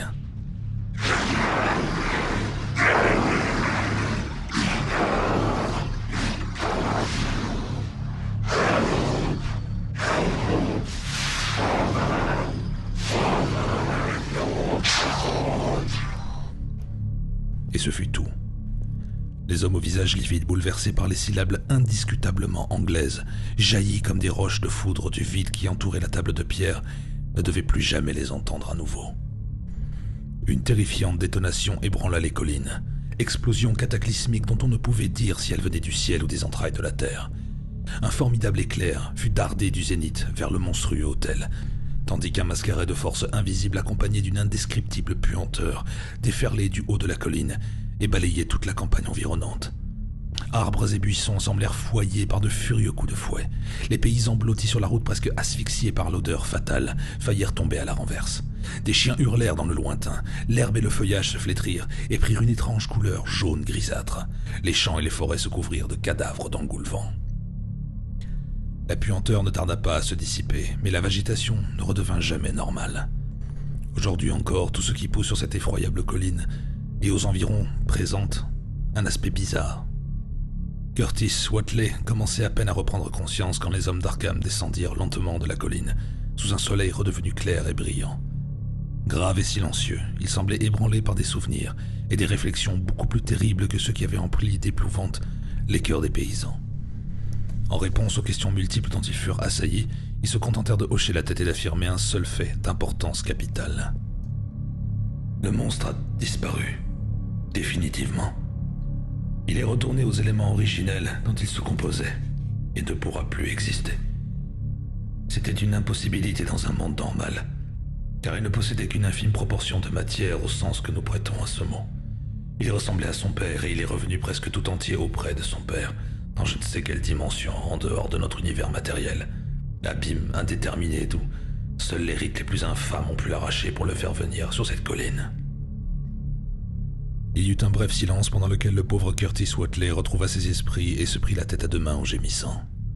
À mesure que la mémoire lui revenait, l'horreur du spectacle qui l'avait plongé dans son état de prostration s'imposa de nouveau à lui.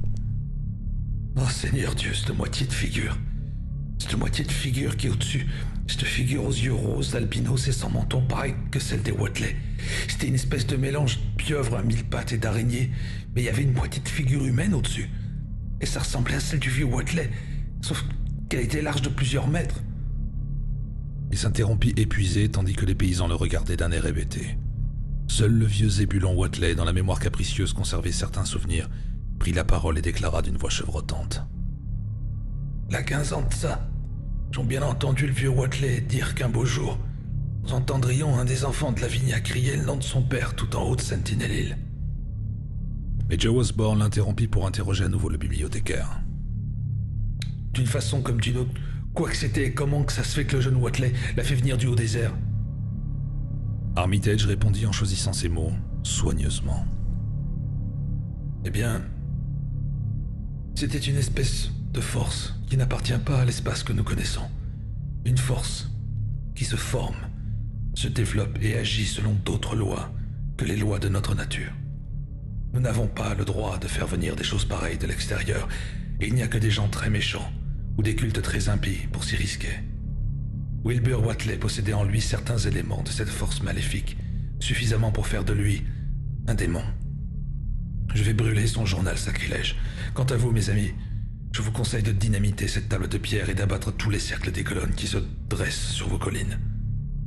Des monuments semblables attirent les créatures que les Watley aimaient tant, les créatures qu'ils se proposaient de lâcher sur le monde pour exterminer la race humaine en ayant entraîné notre globe dans je ne sais quel lieu afin de réaliser je ne sais quel but. Quant au monstre que nous venons de renvoyer à son point de départ, les Watley l'avaient élevé pour lui faire jouer un rôle terrible dans les événements futurs. Il s'est développé très vite, pour la même raison qui a déterminé la phénoménale croissance de Wilbur. Mais le monstre a battu le jeune homme, parce qu'il possédait une plus grande part d'extériorité. Wilbur ne l'a pas fait venir du haut désert. Le monstre était son frère jumeau, mais il ressemblait davantage à leur père commun.